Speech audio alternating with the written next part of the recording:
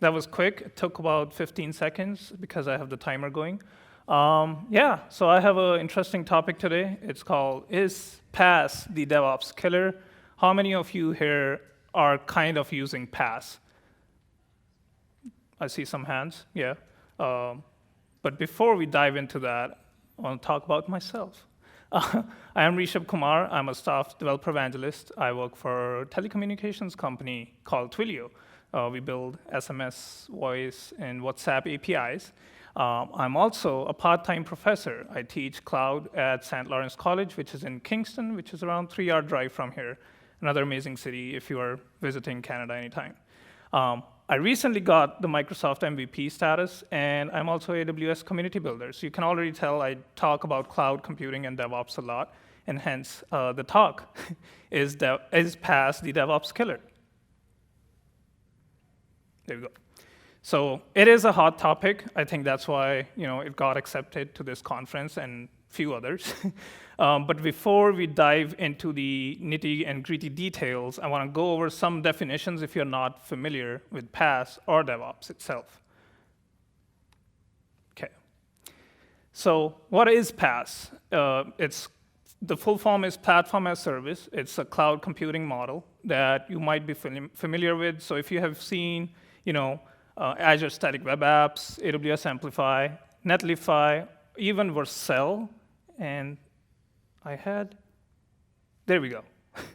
I had the logos. So Static Web Apps, AWS Amplify, Vercel, Netlify, all of these are, platform as services, which allow developers to just focus on the code and not, I think I'm one slide ahead. Yeah, there we go. So it allows developers to focus on code and building the application and not worry about the infrastructure. Some of these tools also have scalability built in, so you don't really have to, kind of figure out what instance to use, how big my VM needs to be, what are security features, how to generate SSL certificates. All of those features are handled by the platform itself. You just have to provide them with your either GitHub repository or wherever your code is being stored. So it takes away a lot of the abstraction of hosting web apps, particularly with these platforms. One of the great features about this is I run a lot of my personal projects that are web-focused on Netlify, and it's basically free. So you have very less costs or zero costs sometimes if you choose the right platform or the right plan. It depends on the traffic. I also have a Learn to Cloud guide, as mentioned by Ahmed in the intro. We usually have 15,000 users every month that use that guide to learn cloud, but we are only paying $10 a month for the infrastructure, and we use Azure Static Web Apps. So it also allowed us to go to the market really fast.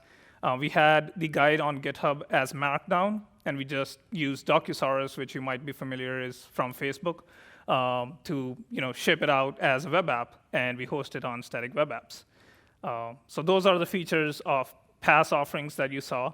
On the other hand, DevOps is a software kind of methodology, or better, a set of principles that allow better collaboration between development and operations. So the key principles of DevOps include automation, measurement, and sharing. And then you might have seen this kind of infographic at a lot of websites about DevOps. So it's basically about the software development lifecycle. You have to make it more efficient so that you can deliver your apps in a speedy manner, but also make sure you're in that feedback loop that if things go wrong, what can be improved.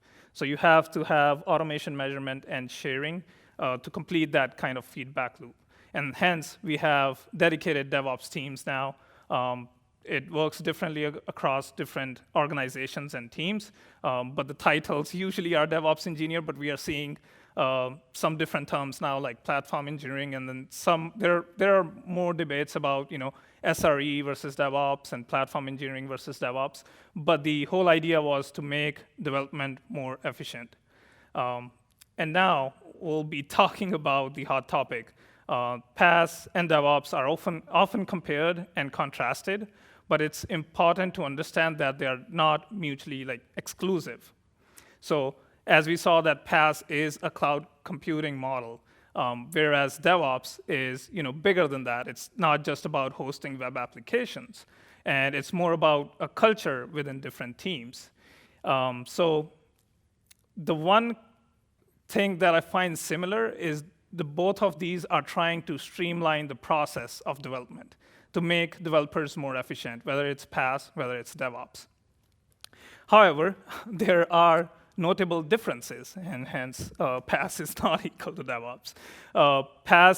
The primary focus is to standardize platform and application development so that the developers have to not worry about the infrastructure. As I said in the beginning, you don't have to worry about VMs or databases or stuff, because all of that is handled by either Google Cloud, Azure, or AWS, whatever your choice of cloud platform is. Whereas DevOps is kind of breaking down the silos within the development team and the operations team, and then kind of bringing them together to make the processes more efficient. And talking about Azure Static Web Apps, as I said, we are kind of hosting this web app that's being used by thousands of users every month, and we pay $10, which is quite impressive. I wanted to kind of showcase you how easy it has made going from code to deployment using Azure Static Web Apps. So this is the cool logo that Microsoft keeps on changing every year. But few of the key features about Azure Static Web Apps is you have global hosting, so you don't have to configure CDN, which is Content Distribution Network. So you get, you're able to utilize Azure's edge locations by default. That is turned on by default, also on the free plan. You have API functions. So Azure has a serverless offering called Azure Functions, and you can integrate some form of your JavaScript or Python functions using serverless functions into your static web app. There is streamlined build and deployment, and I'll show you how you can go from VS Code directly from your code editor to cloud without even logging into the portal, which is amazing because turns out Microsoft owns VS Code, so they are building these extensions to make the process more streamlined. There's seamless staging environments. Even with the free plan, you get up to 3 staging environments. So if you have different branches, and it depends on what branching methodology you're using, if you have different branches that are dev staging, you can have multiple preview environments within static web apps. And that's also included in the free plan. So let's go and try to figure out how I can bring my GitHub.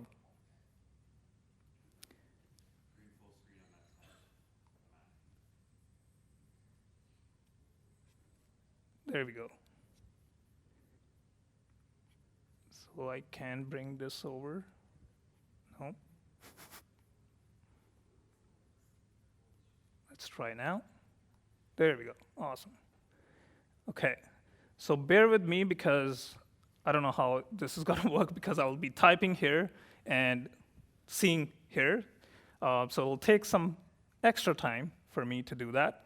So I have this face detection kind of app that I built, which basically accesses my webcam, tries to figure out what mood I am in, and it uses Azure's cognitive services. But if you can't see the text, the last commit, apart from the GitHub Actions, was 3 years ago. So I haven't touched this app. But I wanted to demo this because it's a basic JavaScript app that I wrote, and how easy it is to deploy within static web apps. So excuse me, you can go full screen by clicking the green button. Yeah, that's it. awesome. Thank you so much. Also, if you do Command plus a few times, Yep. people in the back will be able to see it better. Awesome. See? Accessibility for one is better for all. I see some thumbs up. Thank you. OK, so this is my Azure portal, pretty basic. If you haven't, I know it looks pretty basic compared to Google Cloud or AWS. But if I click on Create, this will open up a portal, saying that, hey, choose different parameters for your app service. So since we are at Refactor, let's call it Refactor and Toronto. You have to represent and 6. Let's go. And then also for the static web app details, we can do the same thing. So Refactor, Toronto. Do we want to add Drake here? I don't know. I'm a Drake fan, not gonna lie. Okay, so we're gonna go with the free. As you can see, it says for hobby or personal projects, so it's not gonna cost me any money. But you could also go for the standard, which is what we use for the Learn to Cloud project. But let's go with the free East Coast. Again, we have to represent, right? So I have the source here selected as GitHub, and it's already authenticated because I use my GitHub account for Azure stuff, right? But you can use Azure DevOps and any of the other kind of source code, source control providers that you might be using. Hey, did I click on change account? Yeah, I wasn't supposed to do that. Scrolling down, we have organization, so I'll go with my personal GitHub account. For the repository, okay, now we have to scroll through all my personal repositories. Type the first letter. Let's see. There we go. Thank you. I love this interactive, kind of session. Okay, so it also detected what the default branch is, which is main, but you can pick, a different branch. Maybe you have a dedicated branch for your web app called web app. Going down, you can select build presets. Since mine is a basic app, I'm just gonna choose HTML, and it's gonna fill out the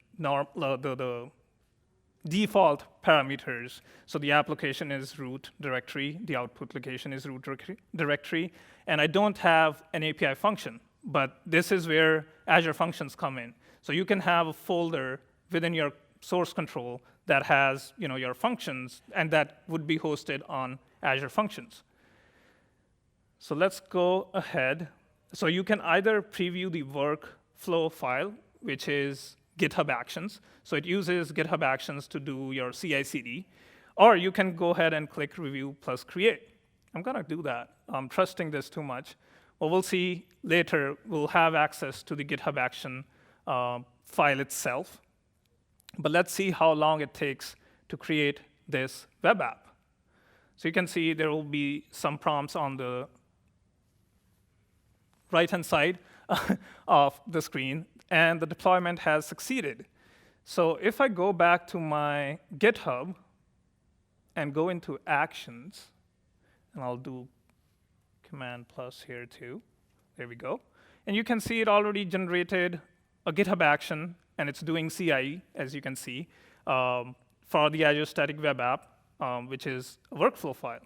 And if we open that, you could see that it will be doing a bunch of stuff. So it will be building the web app, which is not a lot in this case, and then it will be deploying to the Azure CDN, which is the global content distribution network. And while that happens, it'll also give us an output of the URL where our site will be accessible.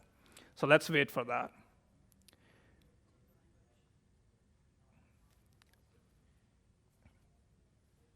OK, it's going to do its thing.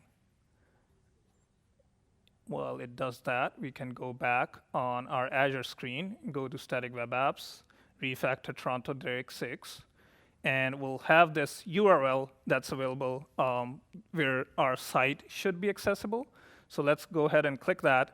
I know it's really bright, and it's asking for my camera permissions. Let's go ahead and do that.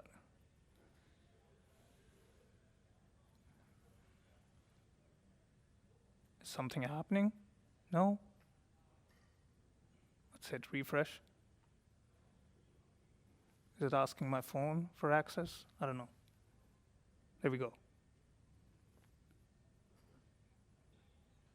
Oh, yes, it is asking my phone. Sorry. Oh, you got your phone? If anybody's on the Wi-Fi, maybe get off. The Wi-Fi is a bit slow. Yeah. Next time we'll host the event in a telecom company building. Maybe they'll be better at Wi-Fi. Okay, let's try it again. It is stuck for some reason. There we go. Okay. Neutral. So I'm not so happy about this talk, as you can see. But yeah, this is basically my web app, and you saw that it deployed. I didn't count the time this time, but probably in like a minute. But yeah, you can. This is a basic JavaScript app, and it basically tells my mood. And going back to the static web apps, as much as I would love to put myself on camera, is few other things that you can configure. So you can see that there on the left-hand side, you have database connections, you have APIs, you also have custom domains, and as I said in the beginning, the SSL certificate is also free. You only have to configure the domain. So that probably involves a CNAME record into your domain provider, if it's not Azure.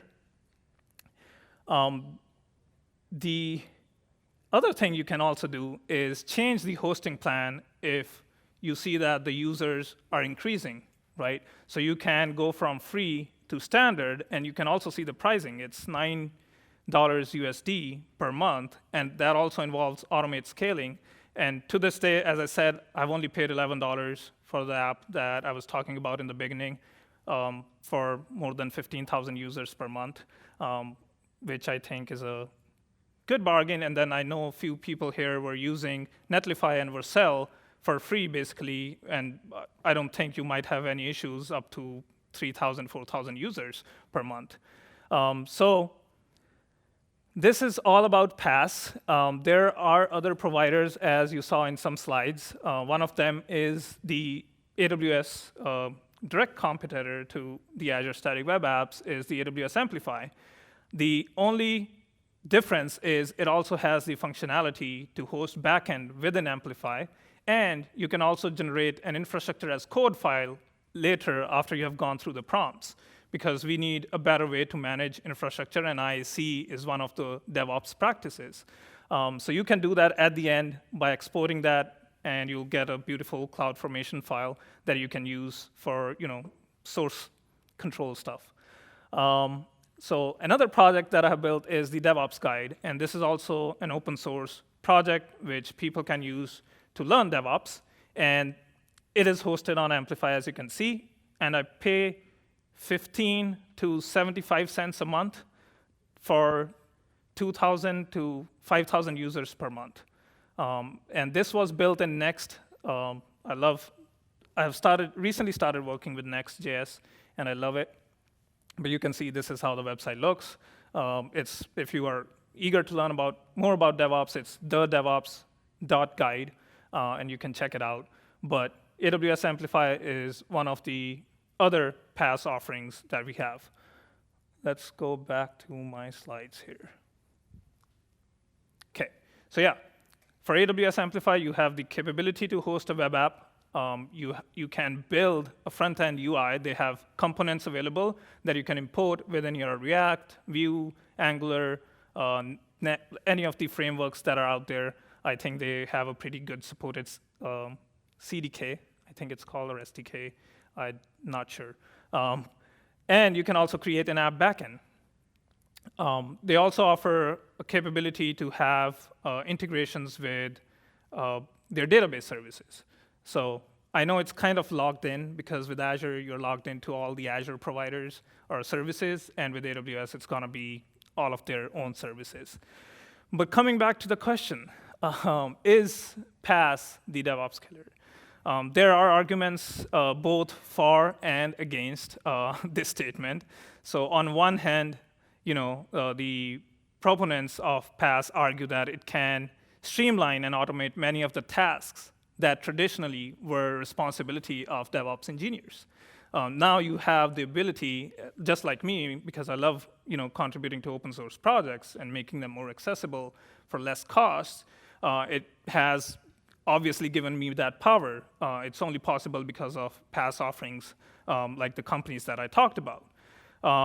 Whereas, so it can also free up a lot of space and time for me as a DevOps engineer. I don't have to focus as much on the infrastructure. I don't have to make the decisions on, hey, how big of an instance do we need? How big of a database do we need? Because, it's an open source project. You don't know how hot it's going to be or if there's going to be no users. So I don't want to pay $20 a month for a database service that I don't think database service costs $20 a month. But that being said, there are so many components that are abstracted away by these offerings.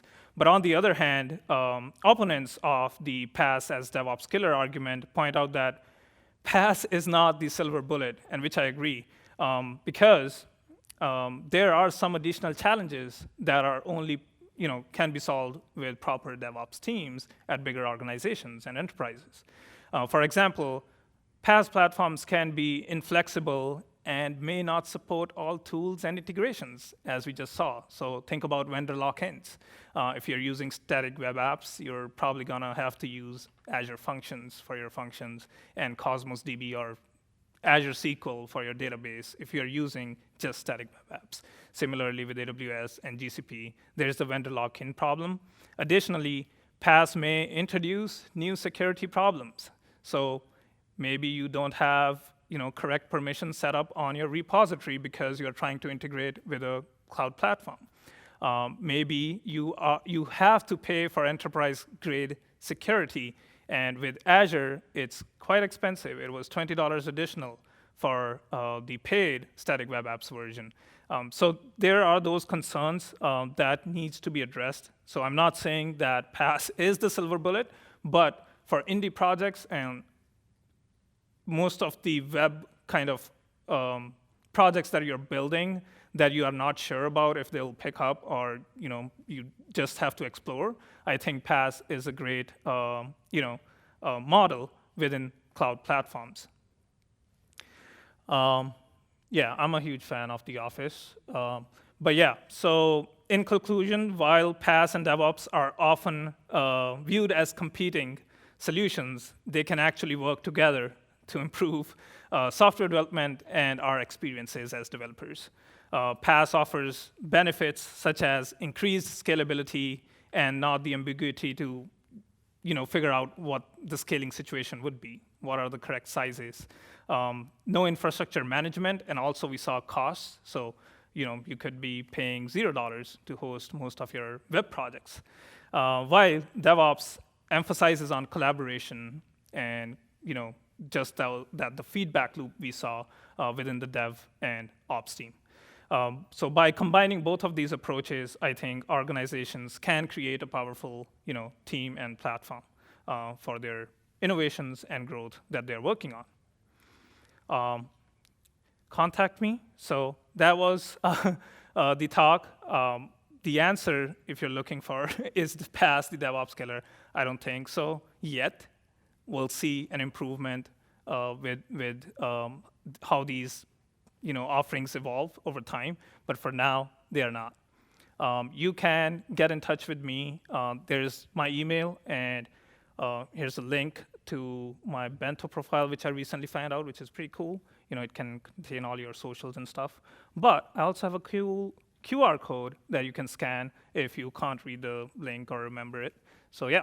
I'm up for any questions, and here's the contact details.